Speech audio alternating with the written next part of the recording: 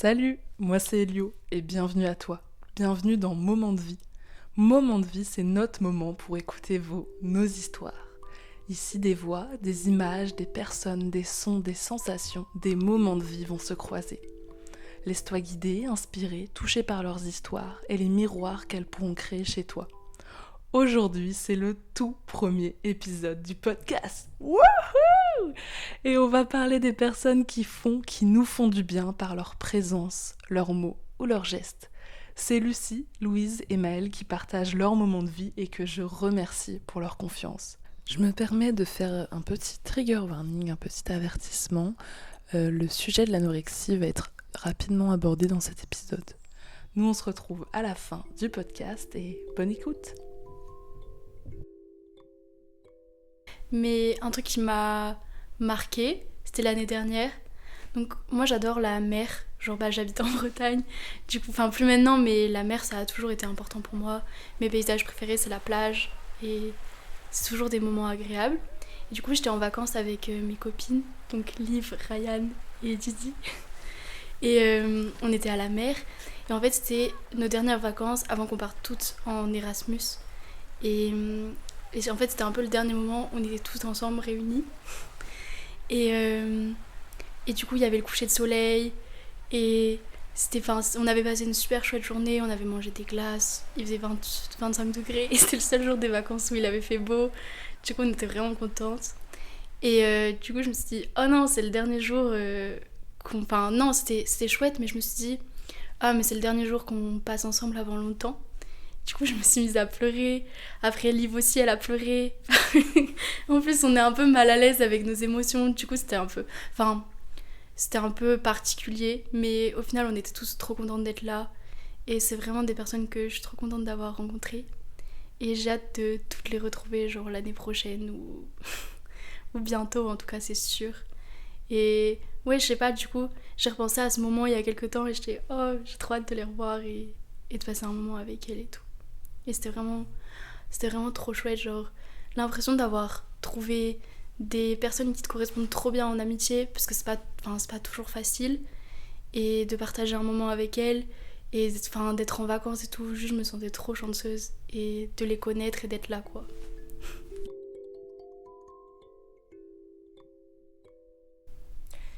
J'ai une thématique pour le moment, je pense que je vais en avoir peut-être plusieurs à voir pour le temps du podcast, mais il y en a une qui me parle bien, une thématique là qui me parle bien. C'est une rencontre qui m'a touchée. Je sais pas si je dois me présenter un petit peu. Je sais pas du tout. Okay. Tu peux te présenter, ouais, okay. Tout à fait. Donc je m'appelle Louise, j'ai 19 ans et je suis de France à l'origine. Et j'étudie l'histoire de l'art à Rennes. J'ai dû mettre en pause mes études pendant 2 ans, même 3 ans. Ça m'a beaucoup bouleversée parce que c'était un endroit à l'école où je sentais que je pouvais répondre en fait à ce qu'on attendait de moi, et c'était vraiment un endroit qui me permettait de me conforter dans la recherche de reconnaissance que je pouvais avoir. Et ça m'a menée à me surinvestir à l'école. Et c'est vrai que depuis toute petite, j'avais un rapport assez compliqué finalement à qui j'étais, à mon corps, à ce que je pouvais dégager, à mes émotions, à mon ressenti, à tous mes sens finalement. Et j'ai commencé vers l'âge de 13-14 ans à développer une maladie, mais sur laquelle je ne mettais aucun mot au final. Il a fallu attendre plusieurs années, 6 ans à peu près, pour qu'on pose des mots dessus. Donc j'ai souffert d'anorexie. Et aujourd'hui, je suis plus la même, je suis une autre personne. J'ai complètement changé mon regard sur absolument tout ce que je pouvais voir, entendre, toucher, etc. Tout a été bouleversé par ce passage de vie, ce moment de vie justement. Et donc, pour revenir à ce que j'ai traversé plus précisément, j'ai dû passer par une hospitalisation. Donc ça, c'était en 2021. Une hospitalisation de plusieurs mois, un peu moins d'1 an, mais plusieurs mois tout de même.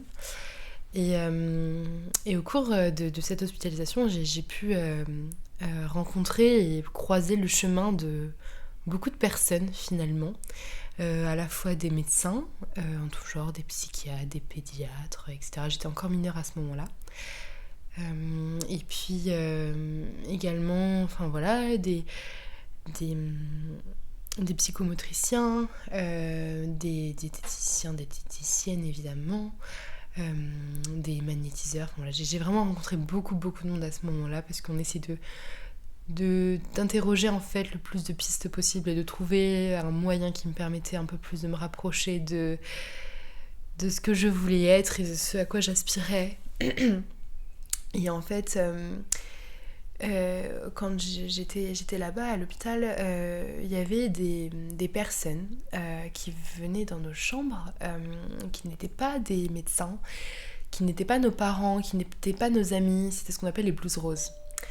Et les blouses roses venaient, et en fait leur rôle, donc ce sont des associations de personnes souvent retraitées qui prennent leur journée pour venir à l'hôpital et voir, alors moi j'étais en service de pédiatrie, donc voir les enfants qui étaient avec moi, et dont moi, pour nous distraire, nous proposer des jeux, nous proposer des coloriages, nous proposer des petits moments entre parenthèses finalement dans tout ce qu'on pouvait traverser au fil des jours.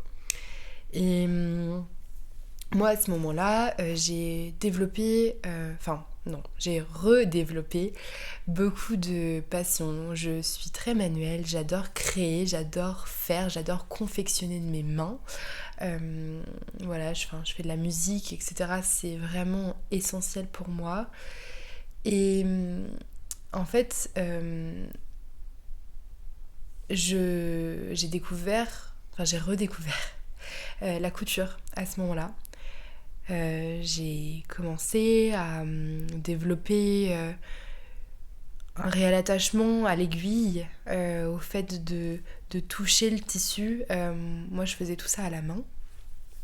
Et en fait, j'ai commencé à réaliser une pochette pour chaque infirmière que je côtoyais. Donc elles étaient à peu près une trentaine, et donc j'ai fait à peu près 30 pochettes pour qu'elles puissent en fait ranger leurs crayons, etc. Et c'était vraiment très important pour moi. Et donc un beau jour où j'étais attelée à coudre finalement, une blouse rose que je ne connaissais pas encore rentre dans ma chambre. Donc on voit leur prénom sur la petite étiquette, toujours. Donc cette blouse rose s'appelait Nadine. Nadine vient me voir et me dit alors Louise, comme ça tu couds, c'est pas commun à ton âge de coudre. J'avais 17 ans. Et c'est vraiment chouette ce que tu fais. Sache que moi aussi je couds, moi aussi je crée pour mes enfants, pour mes petits-enfants depuis toujours. Et c'est beaucoup d'émotions que de voir une jeune fille de ton âge coudre et reprendre un petit peu ce que moi je peux faire chez moi, caché de tous et toutes, etc. Ça m'a beaucoup marqué qu'elle me dise ça, ça m'a un peu chamboulée, etc. Elle repart tout de suite, donc on a passé un quart d'heure ensemble, elle repart. Et avant de repartir, elle entrouvre ma porte et me dit « Louise, si la semaine prochaine tu es toujours là, je te ramène une trousse avec des cotons que je te ferai moi-même. » Alors là, je suis un petit peu bouche bée. Je suis très émue parce que c'est vrai que c'est des moments où je me sentais extrêmement seule, j'avais pas forcément le droit aux visites. C'était très compliqué et c'est vrai que d'avoir cette blouse rose qui me proposait comme ça, je le savais, allait m'offrir quelque chose, ça représentait vraiment beaucoup pour moi. Et je suis restée la semaine, c'était au début de mon hospitalisation. Donc la semaine d'après, parce qu'ils changent en fait, chaque blouse rose a ses jours de permanence et ça tourne à chaque fois. Donc le lendemain, je ne vois pas la même blouse rose, etc. Mais donc c'était un jeudi, le jeudi d'après, je revois Nadine. Nadine qui rentre dans ma chambre, et donc il faut savoir qu'à la base, il n'y a pas de lien possible entre les professionnels, donc ils sont considérés comme des professionnels, les professionnels et les patients. On n'a normalement pas le droit de se faire de cadeaux, on n'a pas le droit... Enfin voilà, c'est un contexte très professionnel au final, très presque académique. Et donc... elle arrive, je vois qu'elle cache quelque chose sous sa blouse, ça m'intrigue évidemment. Et en fait là, elle m'offre dans des petits sachets plastiques qu'elle avait préparés elle-même avec plein de petites étiquettes adorables avec noté mon prénom en calligraphie, etc. Et elle m'avait fait plusieurs choses. Elle m'avait fait une trousse, un petit peu comme un porte-monnaie finalement. Elle m'avait fait une autre trousse avec des lacets roses, une sorte de dentelle, de satin, avec dedans une quinzaine de cotons pour me démaquiller, à peu près. Et elle m'avait fait aussi un marque-page. Donc elle m'a offert ces 3 choses, donc 3 petits sachets préparés, chapeautés, etc. Et... j'ai du mal à exprimer mes émotions, enfin à pleurer, etc. Et là, j'ai lâché une larme parce que c'était trop pour moi. C'était vraiment trop. Ça m'a tellement comblée.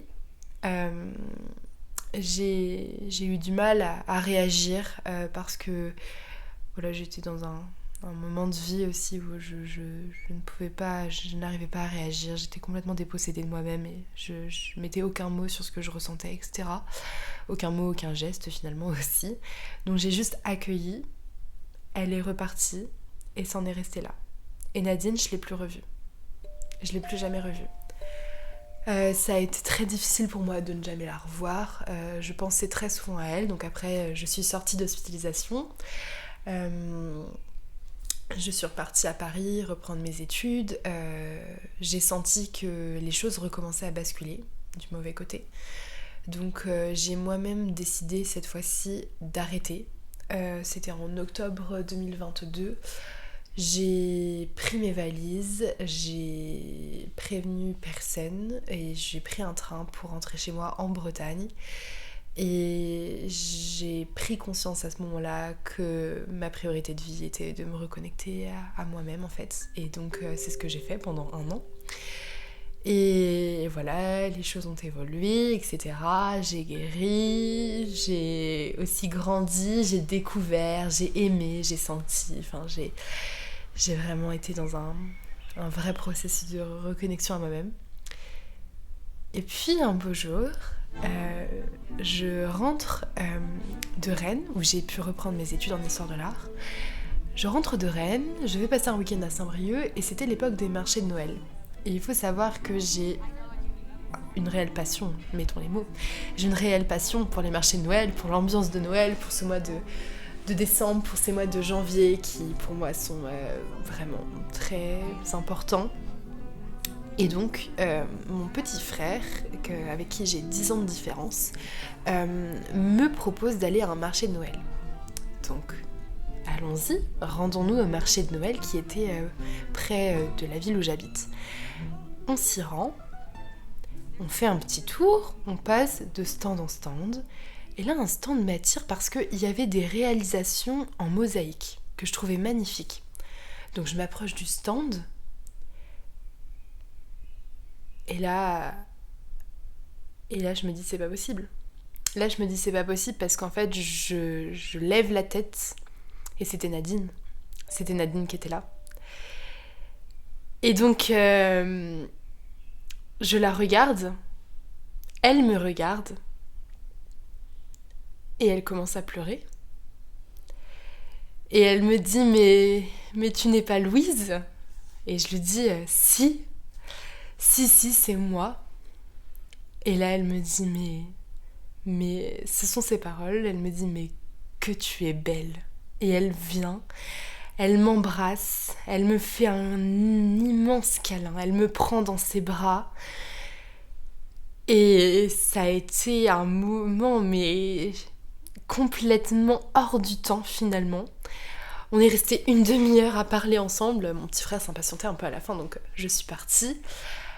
Une demi-heure au cours desquelles elle a été dans l'écoute, elle a été dans le partage. Elle m'a demandé évidemment comment... Enfin, non, c'est pas évident finalement, mais comment est-ce que j'allais. Comment est-ce que je me sentais, comment s'était passée ma fin d'hospitalisation, comment s'était passé l'après immédiat hospitalisation. Est-ce que je pratiquais toujours les activités manuelles. Je lui ai dit oui et elle m'a dit bah écoute alors je vais t'offrir ce dessous de plat qu'elle avait fait elle-même en mosaïque. Et c'était très fort parce qu'en fait quand j'étais à l'hôpital, une fois on avait eu un atelier mosaïque et elle était là en fait. Et j'avais fait l'atelier mosaïque avec Nadine, c'était avant qu'elle vienne me voir dans ma chambre pour m'offrir mes petits cadeaux. Et donc on avait fait cette activité ensemble, mais là c'était une œuvre qu'elle avait réalisée toute seule en fait. Et c'était magnifique. Mon appartement à Rennes est dans les tons bleus et elle m'a offert en plus un dessous de plat bleu avec plein de bleus différents, comme si elle a vu l'intuition que c'était ça qu'il fallait. Et elle m'a laissé son numéro de téléphone en me disant que je serais toujours la bienvenue chez elle pour boire un thé, pour réaliser des petites choses comme ça qui nous font du bien finalement, des petites choses de nos mains. Et je suis repartie à Rennes avec ce dessous de plat. Et depuis, il est toujours dans mon appartement. Je le vois tous les jours, j'en prends soin, je le nettoie, etc. Et voilà, c'est vrai que Nadine, c'est une rencontre qui m'a bouleversée, qui m'a vraiment touchée. Et c'est quelque chose qu'on partage en fait que toutes les deux. C'est pas quelque chose que je peux partager avec quelqu'un d'autre. C'est-à-dire que c'est vraiment elle, c'est elle et juste elle. Elle sait, elle m'a vue et maintenant elle me revoit. Et c'était assez lunaire. Et voilà, je crois que ma rencontre avec Nadine, ça a été une vraie rencontre qui m'a bien touchée. Est-ce que tu sais pourquoi t'as senti ou t'as voulu raconter cette histoire ? Parce que ma vie aujourd'hui, elle est... Comment dire ? Je me remets beaucoup en question, j'essaye de trouver un petit peu plus chaque jour qui je suis. Et c'est vrai que parfois je doute en fait, parfois je doute de là où je suis, parfois je doute de ce que je fais, de ce que je pense, de ce que je ressens, de qui je suis au final. Et dans ces moments de doute, ces moments un petit peu de panique, je repense à Nadine en fait. Je repense à Nadine et je me dis mais Louise, comment dire, il y a une personne sur cette terre qui t'a vu vraiment évoluer dans les moments les plus durs, comme dans les moments qui ont été les meilleurs au final, parce que quand elle m'a revue, j'étais comme je suis aujourd'hui. Finalement, j'étais bien, j'étais en forme, j'étais souriante, j'étais pleine d'envie, pleine de vie aussi. Et je pense que c'est pour ça en fait, c'est pour ça que j'ai voulu raconter cette histoire, c'est parce que là je suis de passage là où je suis actuellement. Il y a plein de chamboulements dans ma vie en ce moment et je pense que j'avais besoin aujourd'hui de repenser à cette histoire, de repenser à Nadine et à tout ce qu'elle veut dire pour moi, quoi.